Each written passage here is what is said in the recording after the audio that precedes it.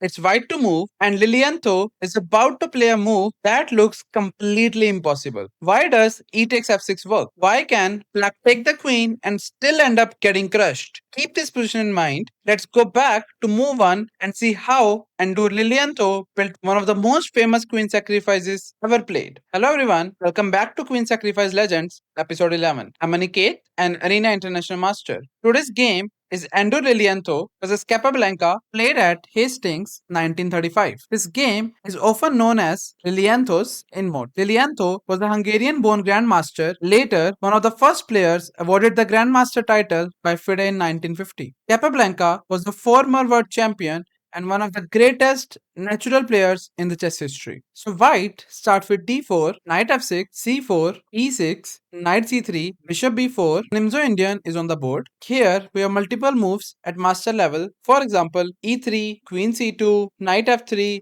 All these moves are just normal and has been played so many times. But in this position, Andur played a3. He immediately asks the bishop a question. Does he want to take the knight or does he want to go back? And here, the most common move is bishop takes c3 check followed by b takes c3. And here, at the start, white got these double pawns, but white is having a bishop pair for the whole game. Usually, players strike c5 right away, not giving any chance for white. But Capablanca played b6 and his plan is simple. He wants to play bishop a6 and attack on this weak pawn. Liento continued the game with f3. Black played d5, just simply striking in the center. And here, if you like, you can just take on d5 and after ed5 and you'll get this position where white is the one who is having a backward pawn here, which might be in the trouble in the future. And here, after d5, he continued the game with bishop g5. Capablanca continued with h6, asking this bishop a question. Does he want to take or just goes back? White simply play bishop h4. Black continued with bishop a6, simply putting a pressure on here. Lilienthal simply strike in the center and played e4. He said, I'm not interested into this pawn. If you want, you can take it. Here, we reach a smash type structure. The important thing here is white has accepted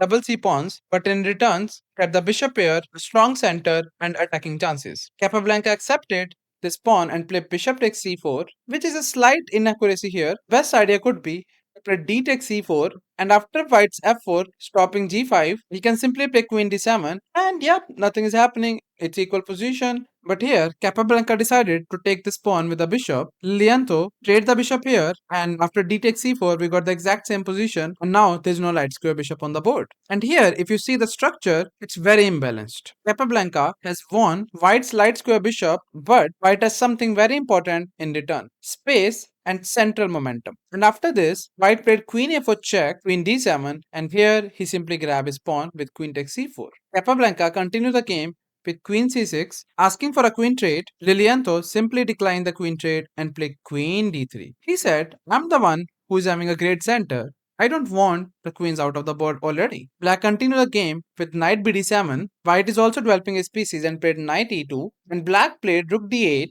White simply castled. White said, I am the one who is having a great center. Pieces are out, so there's no good reason why I want to have my king in the center of the board. Black played a5, pushing on the queen side at the same time. White played queen c2, and here Capablanca played queen c4. This position may look normal, but the important thing is Black's king is still in the center, and white is the side that can open the game faster. That is a real imbalance in this position. White started his attack and played f4. Black's king is still in the center and he is about to explode the center. Black played rook c8, hoping to challenge white's center and play c5 right away. And here white said, if you don't want to castle, sure, don't do it. I am vowed to strike in the center. And white continued the game with f5. Capablanca tried close the center and play e5. And after d takes e5, Capablanca should play knight takes e5. And here, everything is fine. Pawn got attacked on e4 twice, but this pawn cannot be captured right away because white can simply play knight f4, and if black decided to take this pawn with the knight here, there is already a rook e1. And can you see? The king is still in the center of the board and white is already winning here. So that is why this pawn cannot be captured. So after d takes e5, he should continue the game with knight takes e5 and he is just fine. There's nothing happening. But unfortunately, Capablanca in this position played queen takes e4, which is simply a blunder. Pause your video here and find the best move for white.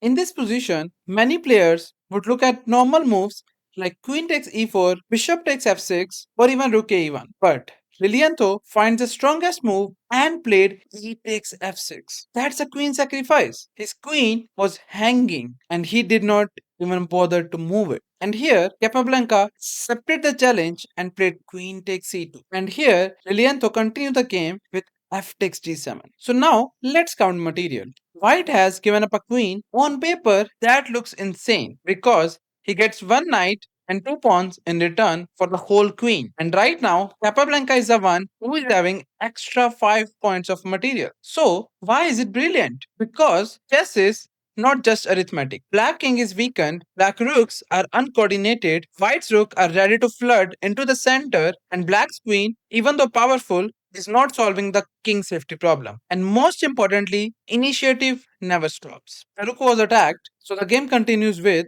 rook g8 and white played knight d4, attacking the queen and preparing rook e1. And black king will be in trouble because if you forget, our friend, the bishop is making sure king is having no squares to move. It's gonna be very deadly. And here, Capablanca already decided to give up a queen and played queen e4. And white continue with rook a1, simply winning the queen back because that's a pin. This is the excellent attacking technique. White does not panic. White does not rush. White simply brings more pieces into the attack. Look at the position now. The rook comes to e file. The knight on d4 improves with tempo. Pawn on g7 is extremely annoying and black's king is still stuck in the middle. And here, Capablanca played knight c5, simply defending the queen, trying to hold things together. But the problem is, black is defending a position where every move feels passive, while white's move all comes with a threat. When your opponent's king is still unsafe, that is exactly how you should play. You don't relax, you increase the pressure. So pause your video here again, it's white to move.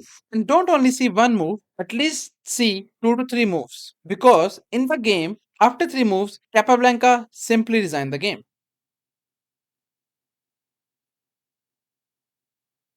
You could play something calm, you could protect material, you could try to regroup. But Lilienthal finds the right continuation and played rook takes e4 check. And obviously, now Capablanca has to capture this rook and he played knight takes e4. And here, Lilienthal played rook e1, just making another pin on the same square and winning the knight as well. And here, white keeps the attack live immediately. This is not just a tactic, it also forces black keep solving concrete problems with an exposed king and loose pieces. Do not stop after one sacrifice. Keep asking the next question. Here, black's whole defensive problem is that the extra queen never gets time to dominate. And here, Capablanca played rook takes g7, trying to somehow connecting the things and maybe he can hold it. But unfortunately, not today. He finally removed the dangerous g pawn. That looks logical because black wants to eliminate one attacker and stabilize. The problem is that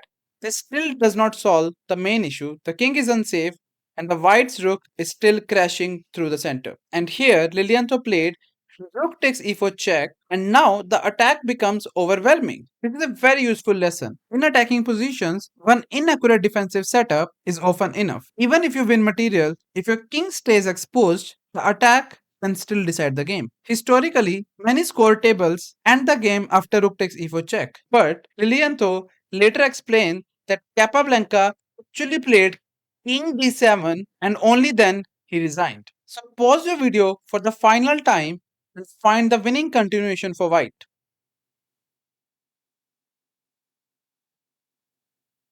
And here, the winning move is rook to e7 check. And after king d6, the whole point was f6. You can play f6 before and then play rook e7, or you can play rook e7 first, followed by f6. The point becomes clear. White is not just checking, white is shutting down the king, creating new threats, and preparing ideas like bishop g3 check, which will be very dangerous for black. So, after all the earlier pressure, the tactics finally cash out. That is the beauty of this queen sacrifice. That's why this game is not just beautiful, it's deeply instructive. So that's Lilienthal's Immortal, one of the most famous queen sacrifices ever played. If you enjoyed this episode, subscribe and comment below when you first saw e takes f6. Did it look insane? Could you already feel that black's position was collapsing? I will see you in the next one.